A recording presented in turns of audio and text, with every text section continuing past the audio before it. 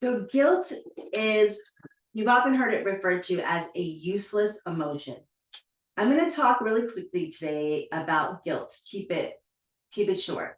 Um, it's often, like I said, referred to as a useless emotion, and it really kind of is. Um, all guilt is designed to control you. So it usually starts in childhood or young adulthood, and sometimes it could even start when with a boss or a teacher or something like that.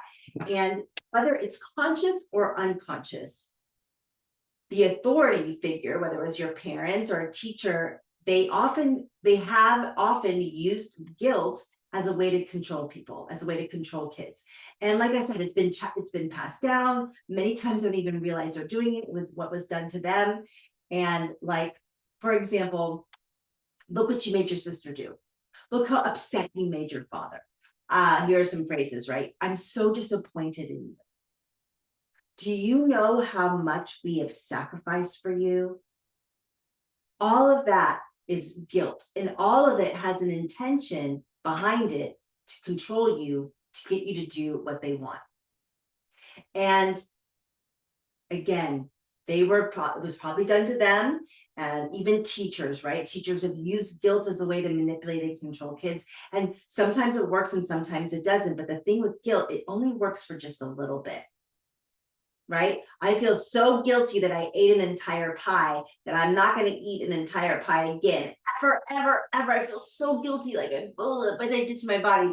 But then it's short-lived. Guilt has amnesia when it's used that way. And then there's guilt that has a very long memory, very, very long memory, too long, where people feel guilty about things that happened in the past or even that happened yesterday. And it's like things that you cannot control. It's done. And oftentimes people feel guilty, and then their guilt has other people feel bad too. Like, oh, I feel so guilty that this happened. And then the person receiving the guilt, then they start to feel bad. It creates this ripple effect. And it does nothing but take everybody out of their power. And if you had caregivers or teachers that guilted you when you were a kid, what often happens is, whether you personally feel guilt on occasion, you never feel guilt, or maybe you are something that you feel it's like a go-to emotion for you. What it does is you start controlling yourself. And what do I mean by that? The frequency of guilt, the energy of guilt is there to boomerang you back so that you don't heal, you don't get too big, and you don't get too powerful, you don't get too successful, you don't get too bright. I've often sat in sessions with people and they'll say, like, they're in a process, they're healing, they're feeling their power, and it's amazing. But then they'll remember something like, oh, but my sister, she has it way worse than I. And then the guilt comes. And then their process gets shut down. Then they're like, and they just take themselves, we have to work our way back in. Like, no, you don't get to use your sister's experience to feel bad and take yourself out of your own healing process. And we do that with world events too. Oh, there's a war on the other side of the world, I better not be too happy. That helps no one. It helps nothing. Doesn't help the people across the street, doesn't help the sister, doesn't help the war. And then all it does is we have a bunch of disempowered people running around feeling guilty. And then there's always something that helps guilt, always, and that's action. Getting curious, what's underneath the guilt, and an action. If you feel bad about something, let's say I don't know, kiss someone behind your boyfriend's back, right? Oh my gosh, I feel so guilty. Oh my gosh, I feel so guilty. And then what do? I tell them, and then you're holding the guilt. I don't want to feel this shitty again. I'm gonna go back and kiss that person because that felt really good. And then I'm gonna go back into the guilt cycle. Many people are addicted to guilt, and you don't even know it. Guilt and shame. Guilt and shame. Don't even know it, but that can be a go-to emotion. And it does nothing.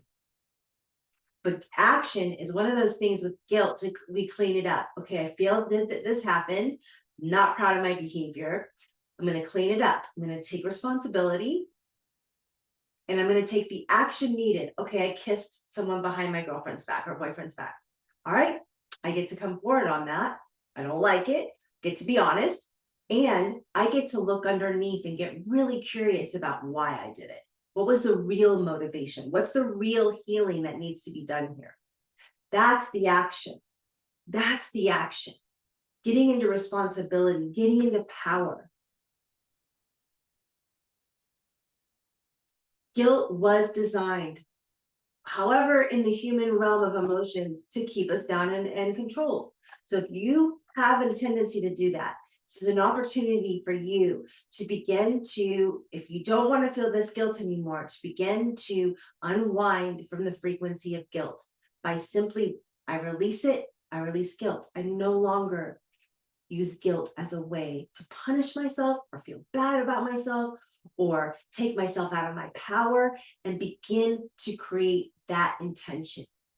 It all starts with intention and awareness.